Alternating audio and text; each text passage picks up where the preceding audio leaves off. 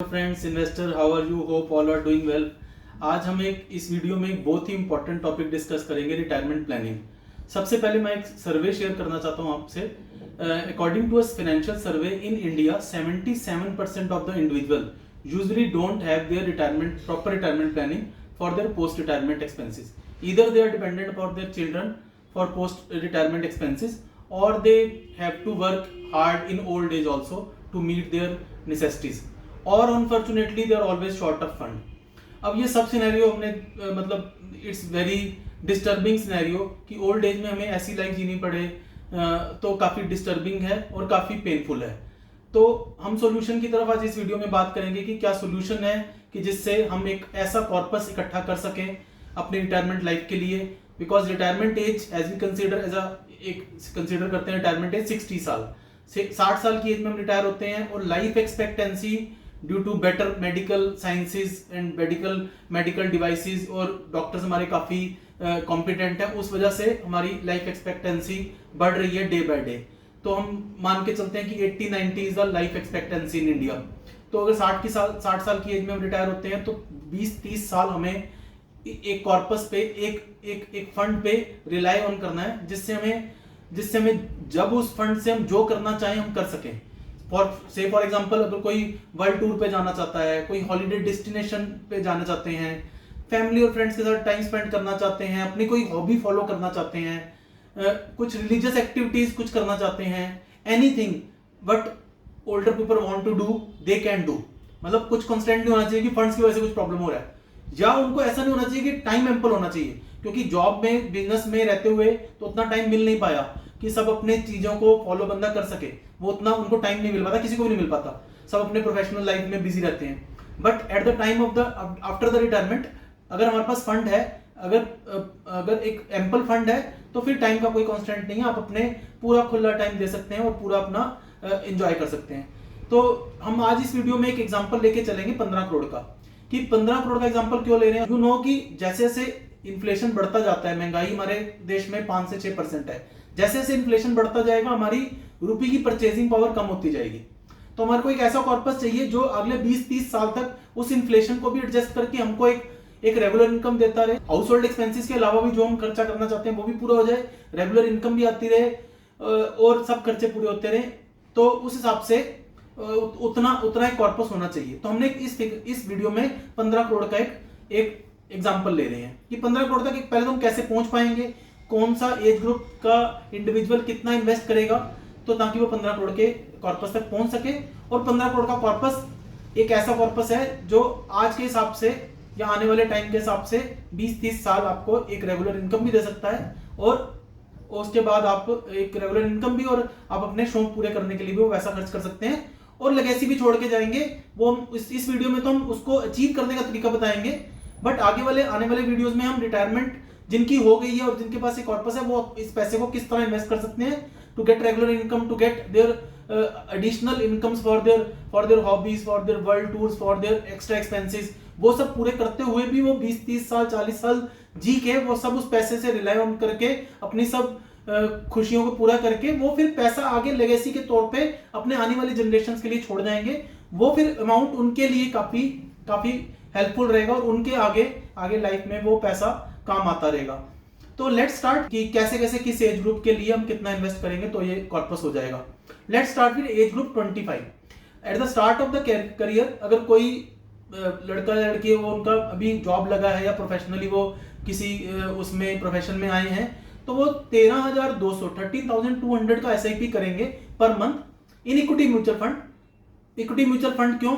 क्योंकि इक्विटी एक ऐसा एसेट क्लास है जो आपको आफ्टर एडजस्टिंग इन्फ्लेशन और after giving taxes double digit में रिटर्न दे सकता है। इसके अलावा जितने भी आपके पास एसेट क्लास है, चाहे गोल्ड है, चाहे रियल एस्टेट है, चाहे डेट है, these product always give long term average ले रहे हैं। 20-30 साल का हम सिनेरियो उठा के देखें तो नॉर्मल ये रिटर्न जो आती है 10% से नीचे आती है, रियल रिटर्न मतलब एब्सोल्यूट रिटर्न। और उसमें अगर हम इन्फ्लेशन एडजस्ट कर दें और टैक्सेस दे दें तो ऑलमोस्ट रिटर्न या तो नील के आसपास हो जाती है या कुछ केसेस में तो माइनस भी चली जाती है। से फॉर एग्जांपल अगर एफडी में 7% आपको रिटर्न मिल रहा है और कोई 30% टैक्स ब्रैकेट में आता है तो post tax return is around 4.5 और 5%, और उसमें से हम 5 या 6% इन्फ्लेशन माइनस कर देंगे तो real return is not in a positive, it's in a minus. But अगर अगर हम इक्विटी म्यूचुअल फंड में सपोज कोई फंड में 15% 16% लॉन्ग टर्म का एवरेज ले रहे हैं, अगर 15-16% रिटर्न देता है और उसमें हम 5-6% इन्फ्लेशन एडजस्ट करते हैं तो 10% हो गया। पहले हम उसमें से टैक्सेस देते हैं कि एलटीसीजी आपको पता है कि 10% है, तो एलटीसीजी 10% देने के बाद अगर 16% रिटर्न आ रही है तो 14.4% आपका बचता है आफ्टर गिविंग टैक्स, और उसमें से हम 5-6% अगर इन्फ्लेशन भी माइनस कर देंगे तब भी रियल रिटर्न 8-9%। और अगर ग्रोथ अपनी अबव पार ग्रोथ आती है तो वो रियल रिटर्न हमारी 10% से ज्यादा भी हो सकती है, जो कि और कोई प्रोडक्ट नहीं देगा हमको, ताकि हमारा वो बड़ा कॉर्पस, बड़ा गोल अचीव हो सके। तो let's start with the age 25 की एज में 13,200 की SIP in equity mutual fund. Equity हमने समझ लिया, और म्यूचुअल फंड्स क्यों? क्योंकि म्यूचुअल फंड एक प्रोफेशनली मैनेज प्रोडक्ट है, एक रेगुलेटेड प्रोडक्ट है जिसमें आपको प्रोफेशनल्स की एडवाइस मिलती है, वो आपका पैसा मैनेज करते हैं। They are well experienced, they are 24/7 into this job, they are well trained to balance sheet studies, sales studies, everything companies का रिसर्च करके देन वो आपके लिए कुछ बंच ऑफ कंपनीज चूज करके फ्रॉम ईच सेक्टर। हम डाइवर्सिफाइड म्यूचुअल फंड्स की बात कर रहे हैं, तो डाइवर्सिफाइड म्यूचुअल फंड में आप ये मान के चलिए कि एक फंड में ऑलमोस्ट सब कैटेगरीज का पार्टिसिपेशन रहता है as per the fund manager call, banking, financial, IT, cement and आपका consumer staples, discretionary, autos, auto ancillaries, pharma, capital goods. तो इन सब सेक्टर्स का मिला के एक और भी कई सेक्टर्स हैं, तो उनका एक मिला के एक फंड बनता है जिसमें डिफरेंट एलोकेशन टुवर्ड्स हर सेक्टर को रहता है। तो उस तरह से वो फंड फिर आने वाले टाइम में आपको अच्छा रिटर्न देते हैं। Dates a fund manager call की वो कितना परसेंट किस सेक्टर में लगाएंगे। हमारा काम है एक अच्छे फंड मैनेजर पे रिलाई ऑन करना, एक अच्छे फंड पे रिलाई ऑन करना फॉर अ लॉन्ग टर्म। तो 13,200 की एसआईपी अगर कोई 25 साल का यंग प्रोफेशनल या यंग जिन्होंने जॉब ज्वाइन करी है अभी या कुछ बिजनेस करते हैं, तो 13,200 की एसआईपी फॉर नेक्स्ट 35 ईयर्स। तो 35 ईयर्स क्यों ले रहे हैं? क्योंकि 60 साल के हम रिटायरमेंट एज के हिसाब से प्लान कर रहे हैं। तो total investment of approximately 55 lakhs and the value will be 15 crores। Yes you heard right, 55 lakh का ही 15 करोड़ बन जाएगा।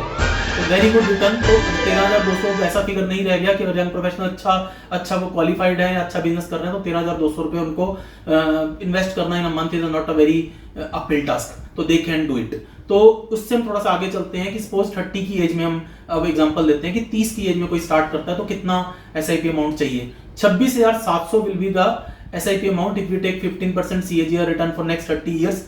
तो 26,700 रुपए का एसआईपी हर महीने उनको इन्वेस्ट करना होगा फॉर नेक्स्ट 30 इयर्स। इसमें अप्रोक्सीमेटली जो टोटल इन्वेस्टमेंट रहेगा वो 94-95 लाख का आसपास, 95 लाख के आसपास का रहेगा, जिसमें कॉर्पस हो जाएगा 15 करोड़ विच इज ह्यूज। तो अब बट एक चीज हम इसमें नोट करेंगे कि 13,200 की एसआईपी 26,700 मतलब डबल से ज्यादा होगी by only delaying the SIP time period by 5 years. सिर्फ 5 साल डिले करने से एसआईपी अमाउंट हमारा डबल से ज्यादा हो गया। तो हम यही स्टार्ट अर्ली का बेनिफिट हमेशा मिलता है। अब आईपीएल में भी मैचेस चल रहे हैं, आप देख रहे होंगे, तो स्टार्टिंग के अगर 1-2-3 ओवर में हमारे प्लेयर्स आके जो जिस भी टीम के, चाहे वो चेन्नई सुपर किंग हो, चाहे वो दिल्ली डेविल्स हो या मुंबई इंडियंस हो, जो स्टार्ट में उनको मिल जाता है एक रन रेट, वो पहले अगर 10-12 रन पर आवर का रन रेट खींच जाते हैं, तो फिर वो कंफर्ट लेवल हो जाता है आगे आने वाले डाउन द लैडर बैट्समैन को, कि वो उनके ऊपर इतना प्रेशर नहीं रहता क्योंकि पहले वो उतना रन रेट खींच चुके होते हैं, तो एक अच्छा रन स्कोर बोर्ड पर आ जाता है। सेम गोज फॉर इन्वेस्टिंग, कि जितना जल्दी आप स्टार्ट कर देंगे वो अर्ली एडवांटेज आपको मिलेगा। बट अभी हम 25 और 30 साल का एक एग्जांपल ले चुके हैं, let's go for next 5 year के ब्रैकेट के आगे निकलते हैं कि 35 साल की एज में at the age of 35 for next 25 years कितना इन्वेस्ट किया जाए एवरी मंथ, ताकि वो हमारा 15 करोड़ का टारगेट पूरा हो सके। तो at the age 35 the monthly investment will be 54,500, 54,500 रुपए की एसआईपी आपको 15 करोड़ के गोल तक ले जाएगी, जिसमें अप्रोक्सीमेटली आपका total investment will be near about 1.63 crore. तो इतना इन्वेस्टमेंट से आप 15 करोड़ के टारगेट तक पहुंच जाएंगे। अब फिर हम देख रहे हैं 27,600 से फिर वो एसआईपी बढ़ के डबल से ज्यादा हो गया, 54,500 हो गया। तो जितना करियर में हम एसआईपी लेट स्टार्ट करेंगे, हमें मंथली शेड आउट ज्यादा करना पड़ेगा, मंथली इन्वेस्ट ज्यादा करना पड़ेगा टू रीच आवर गोल्स। तो लेट्स एज्यूम कि अगर हम कोई एज 40 में है, उनका 20 साल का रिटायरमेंट रह गया है, 20 साल रिटायरमेंट को, तो उनको कितना इन्वेस्ट हर महीने वो करें ताकि वो 15 करोड़ के गोल तक पहुंच सके। तो 1,13,000 they have to invest to achieve a goal of 15 crore by the age they will be 60। तो 1,13,000 का मंथली इन्वेस्टमेंट उनको 15 करोड़ के गोल तक ले जाएगा 20 साल इन्वेस्ट करके। तो हम देख रहे हैं कि जैसे जैसे गोल वो हम डिले करते जा रहे हैं प्लानिंग, तो उतना उतना इन्वेस्टमेंट अमाउंट बढ़ता जा रहा है। बट एक चीज और मैं इसमें डिस्कस करना चाहता हूं साथ ही साथ, कि जैसे हम 25 की एज में शायद 13,200 निकालना, आज की डेट में तो यंग प्रोफेशनल्स को अच्छा सैलरी मिल रहा है, बट हम 15-20 साल पहले चले जाएं तो यंग एज में लोग कम कमाते थे, later on down the line career में वो प्रमोशंस करके या बिजनेस में तरक्की करके तब वो एक डिसेंट इनकम तक पहुंचते थे। तो अगर हम 40 की एज में कहें कि 1,13,000 निकालना बहुत टफ है, अगर किसी ने 25 या 30 में अपना कैरियर शुरू करा है तो उतना टफ नहीं है। अगर वो थोड़ा सा अपने खर्चों को मेंटेन करके चलें तो वो इतना इन्वेस्ट कर सकते हैं 1,13,000 पर मंथ, जिससे वो अपना 15 करोड़ का टारगेट अचीव कर सके। तो अब हम आगे आते हैं, एट द एज 45 कितना इन्वेस्ट करना होगा to achieve a target of 15 crore. तो at the age 45, 2,43,500 with a expected return of 15% CAGR, they can achieve a goal of 15 crore by investing this amount every month, 2,43,500 every month for next 15 years। तो 15 साल ये monthly invest करके वो अपना 15 करोड़ का goal achieve कर सकते हैं। 45 की एज में जैसे हम देख रहे हैं 2,43,500 रुपए, 2,43,500 का SIP अमाउंट लग रहा है to achieve a target of 15 crore. So let's go ahead कि 50 की एज में, 50 is already a very late period to start a retirement planning. But अब कई लोगों की और कहीं आप प्रोफेशनल की देखेंगे कि 50 साल की एज में भी रिटायरमेंट प्लानिंग नहीं चल रही, although they are working from last 20-25 years, but due to any reason वो प्रॉपर फाइनेंशियल प्लानिंग नहीं कर पाए, प्रॉपर रिटायरमेंट प्लानिंग नहीं कर पाए। शायद वो अपनी रिस्पॉन्सिबिलिटीज मीटअप कर रहे थे या कुछ और एक्सपेंसेस में पैसा जा रहा था। तो बट अगर 10 साल में हम वो 15 करोड़ का कॉर्पस अचीव करना चाहते हैं तो they have to invest, individual have to invest approximately 5,70,000 per month. Yes you heard right, 5,70,000 per month for next 10 years. Obviously क्योंकि 10 साल ही उनके रिटायरमेंट एज को बचे हैं, तो 5,70,000 अगर वो पर मंथ इन्वेस्ट करते हैं फॉर नेक्स्ट 10 ईयर्स तो they can achieve a target of 15 crore with a total investment of approximately 6 crore 85 lakh approx amount. तो 6 करोड़ 85 लाख के अमाउंट को वो 15 करोड़ में कन्वर्ट कर सकते हैं। मतलब मीन्स 6 करोड़ 85 लाख का मोर देन डबल हो गया, तो डबल से ज़्यादा amount they can get at the age of 60 but they invest in next 10 years. तो अब इसके बाद हम एक लास्ट एग्जांपल लेंगे at the age 55 is although a very late period, और सिर्फ 5 साल का टाइम पीरियड बच जाएगा। और 5 साल में तो हम ये भी नहीं कह सकते कि कोई इक्विटी मार्केट की साइकिल पूरी होती है। Every equity market cycle requires at least 6-7 years to complete a cycle. तो हमने सब एग्जांपल में 15% का एग्जांपल लिया था, क्योंकि उसमें एक साइकिल पूरा होकर उतना रिटर्न आने का एक्सपेक्ट कर सकते हैं, और लॉन्गर टर्म में तो उससे बेटर भी कर सकते हैं, जैसे 25 साल 30 साल उन वाले एग्जांपल लिए हैं। बट 50 साल में भी हमारे पास 10 साल हैं, तो फिर तो उस केस में भी हम 15% का रिटर्न अज्यूम कर सकते हैं। बट 55 साल की एज में अगर हम 15% के साथ कैलकुलेशन करेंगे तो that would not be fair, क्योंकि 5 साल में उतना रिटर्न आना, क्योंकि एक साइकिल भी पूरा नहीं हो रहा, तो थोड़ा सा टफ है, थोड़ा सा ओवर एक्सपेक्टेशन है। बट चलिए हम उस पर थोड़ा सा एग्जांपल ले लेते हैं कि 17,17,000 का फिगर आ रहा है। अगर 15% की रिटर्न आ जाती है इन नेक्स्ट 5 ईयर्स तो वो 15 करोड़ के कॉर्पस तक पहुंच सकते हैं with investment of 10 crore 30 lakh approx.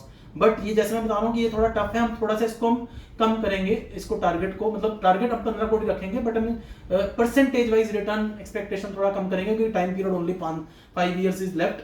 तो अगर हम 12% का रिटर्न लेते हैं तो ये जो 17,17,000 की SIP है, ये करीब 18.5 लाख की SIP हो जाएगी अगर हम 12% की रिटर्न लेते हैं, which can get, but not very sure कि 5 साल का ही टाइम पीरियड है। बट हाँ, अगर हम 10% का कंपाउंडिंग लें तो विच सीम्स की 10% का कंपाउंडिंग 5 साल में जरूर आ सकता है, तो 10 साल का कंपाउंडिंग के हिसाब से अप्रोक्सीमेटली 19.5-20 लाख का पर मंथ इन्वेस्टमेंट रहेगा। अब व्यूअर्स को लगेगा कि 19.5-20 लाख पर मंथ कौन कैसे इन्वेस्ट करेगा एट द एज ऑफ 55। या I know it's not a very easy task, कोई हाई पोस्ट पे रहने वाले इंडिविजुअल्स ही कर सकते हैं, उसके अलावा जॉब में रहने वाले या बिजनेसमैन के लिए पॉसिबल नहीं है। बट हमारा टारगेट भी क्योंकि बड़ा है, अब उस हिसाब से हम टारगेट अगर कम ले लेंगे, जो कि मैं कह रहा हूँ कि इंडिविजुअली हम डिस्कस कर सकते हैं उसके बारे में, टारगेट कम ले लेंगे तो वो हिसाब से मंथली इन्वेस्टमेंट कम हो जाएगी। बट जहां पर हमारे पास टाइम पीरियड 5 साल बच गया है तो we have to shed amount big amount to achieve any target. अब मैं कहूँ कि 1-2 करोड़ का हम रिटायरमेंट कॉर्पस का बात करेंगे तो वो हमारे आगे पूरी रिटायरमेंट लाइफ को शायद एक्सपेंसेस को मीटअप करने के लिए काफी कम रहेगा, इसलिए हमने 15 करोड़ का टारगेट लिया है। हाँ, ये 10-5 करोड़ या इससे ज्यादा भी हो सकता है किसी का। तो अप्रोक्सीमेटली 10% का रिटर्न लें कि 5 साल में कितना आएगा for the age of at the age of 55, तो अराउंड 19.5-20 लाख का पर मंथ का SIP अमाउंट रहेगा, जिससे वो 10% के हिसाब से 15 करोड़ तक पहुंच सकते हैं। और उसके बाद वो रिटायरमेंट एज में वो अपना लाइफ को आगे फिर कैरी फॉरवर्ड कर सकते हैं, एंजॉय कर सकते हैं without any burden, without any second thought of doing anything, without any hesitation और विदाउट एनी डाउट। भगवान सबको लंबी उम्र दे और हेल्थ वाइज स्ट्रांग रहें, ताकि उस पैसे को अब इन्वेस्ट अपने कैरियर के टाइम पर इतना मेहनत करके अगर इन्वेस्ट कर दिया और इतना बड़ा पर्पस बना लिया, तो फिर आगे वो लाइफ चाहिए जिसमें आपकी हेल्थ फिट रहे, आपके पास टाइम पीरियड एम्पल हो, ताकि आप उस पैसे को फिर एंजॉय भी कर सके। तो I wish all of the investors good luck, happy investing and stay healthy, stay fit. तो आप जितना जल्दी स्टार्ट करेंगे उतना अच्छा रहेगा, उतना बड़ा पर्पस ले सकते हैं, क्योंकि ये प्रॉब्लम है, ये रियल में बहुत बड़ी प्रॉब्लम है हमारी कंट्री में कि रिटायरमेंट में usually old age people face N number of problems. तो ये जो आपका SIP है, this will be a Salman Khan of बागबान। आलोक, अरे बेटे तुम कब आए?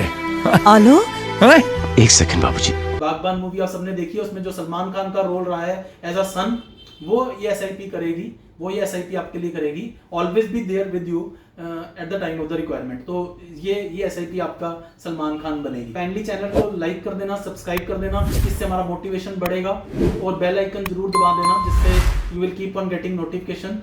थोड़ा सा डिले हो रहा है वीडियोस डालने में, because it's just a start for me to into the YouTube channel.